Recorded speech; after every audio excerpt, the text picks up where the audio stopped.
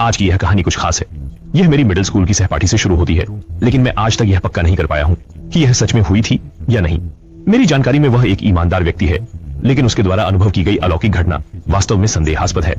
कहानी 2003 की गर्मियों में होती है, जब उनकी पूरी परिवार छुट्टियों में बाहर घूमने गई थी। सुना है कि यह रूस से सटी हुई इलाके की बात है। उन्होंने बाहरी इलाके में एक लकड़ी की छोटी सी कुटिया किराए पर ली। भले ही यह देखने में बहुत पुरानी लगती थी, लेकिन अंदर के घर के उपकरण और फर्नीचर सब मौजूद थे। वास्तव में मुझे भी इस तरह की छुट्टी बिताने का तरीका बहुत पसंद है, एक तितली कुटिया ढूंढना जिसके चारों ओर प्रकृति का वातावरण हो। अफसोस है कि होटल के अलावा फार्म हाउस ही मिलते हैं। ऐसे रहस्यमयी छोटे कुटिया मिलना बहुत मुश्किल है। यदि किसी प्रशंसक को पता है कि कहीं ऐसे छोटे लकड़ी के मकान हैं जहां ऐसे गंजे दीवार वाले खंबे हैं, तो कृपया इसे हमें बताएं। एक बार फिर धन्यवाद। वापस मुद्दे की बात पर आते हैं। उन्होंने जो मकान किराए पर लिया, उसका एकमात्र दोष यह था कि शौचालय बहुत दूर था। यह कुछ दर्जन मीटर की दूरी पर बना था। सहपाठी का एक भाई है जो वह अक्सर शरारत करता है। उस दिन उसका भाई बिस्तर पर लेटकर किताब पढ़ रहा था। उसने अचानक मजाक में उसे डराने की सोची, जिससे उसका भाई डरकर किताब फेंक दी। उस रात वह जल्दी सो गया।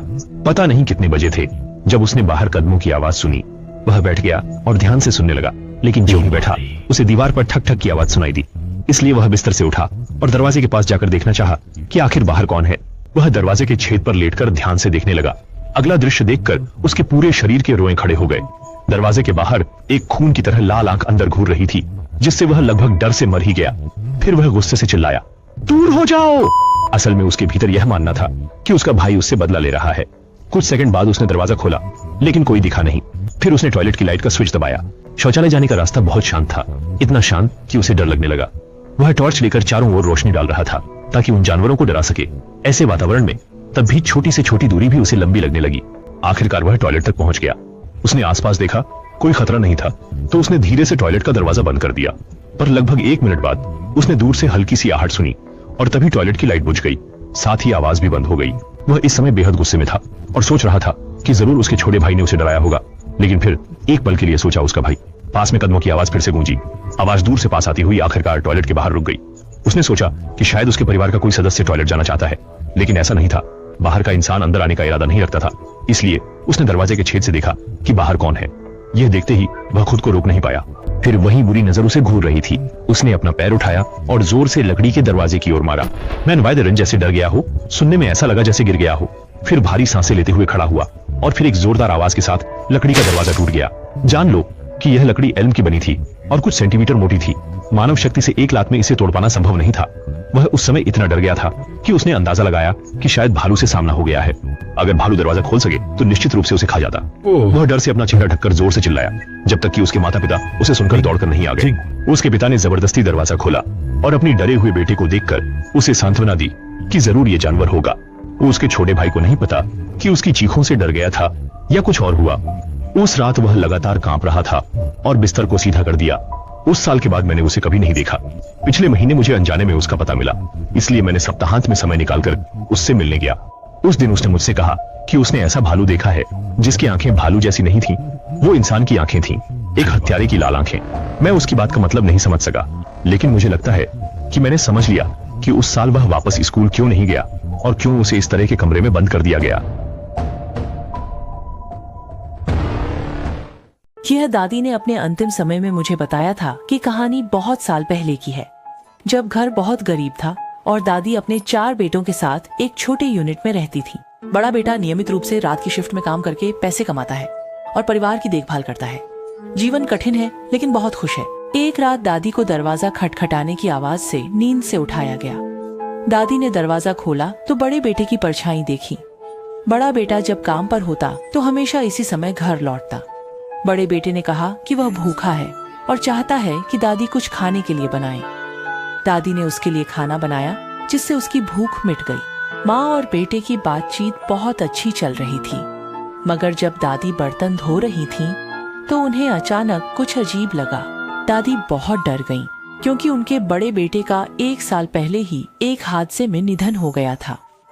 दादी ने यह बात परिवार और पड़ोसियों को बताई, लेकिन किसी ने विश्वास नहीं किया। दादी प्रार्थना करती रहीं कि चाहे वह कहीं भी हो, उनका बेटा एक बार भरपेट खाना खा सके। साल पहले मैंने इस दुनिया के सबसे कोमल और हैंडसम आदमी से शादी की। मैंने एक समय सोचा था कि मैं शायद दुनिया की सबसे खुश महिला हूँ, लेकिन नहीं सोचा था कि इस सारे सुख के पीछे वास्तव में एक भयानक नरक है। शादी के बाद कुछ समय तक हम हर दिन बहुत खुश थे। फिर एक दिन सुबह मैं जागी तो पाया कि मेरी आंखें नहीं खुल रहीं। चेहरा अजीब लग रहा था। मैं चिल्लाते हुए उठ गई और मुझे लगा कि चेहरे पर कुछ चिपचिपा था, आंखें, नाक और मुंह सब जगह।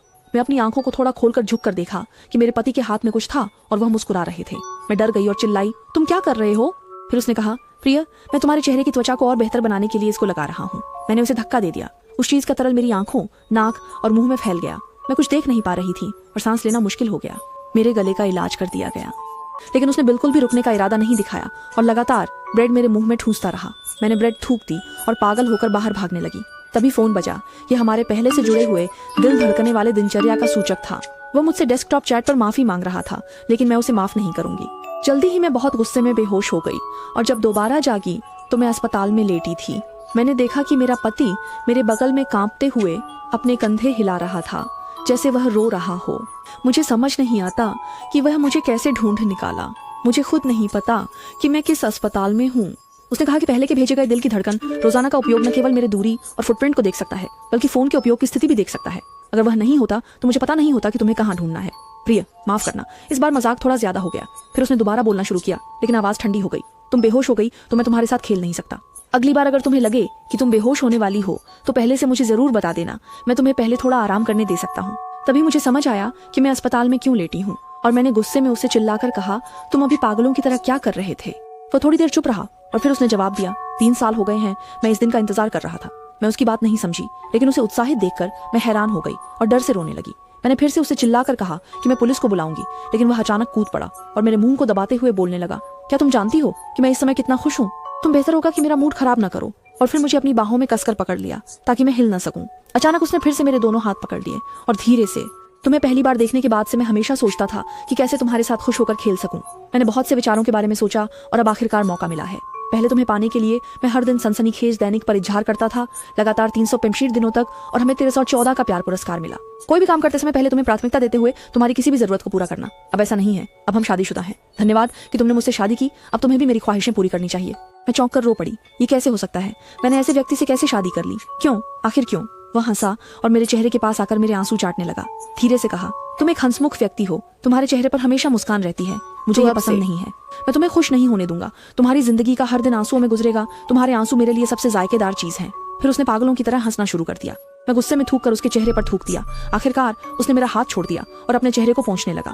मैं मौके का फायदा उठाकर बिस्तर से कूद गई और कमरे से बाहर भाग गई। मैं सीधे पुलिस स्टेशन भाग गई और पुलिस से निवेदन किया कि वह फिर कभी मेरे पास ना आए, और फिर तुरंत ही मैंने तलाक की प्रक्रिया शुरू कर दी। मैं अंततः उससे दूर हो पाई और धीरे धीरे सामान्य जीवन में वापस लौटने लगी।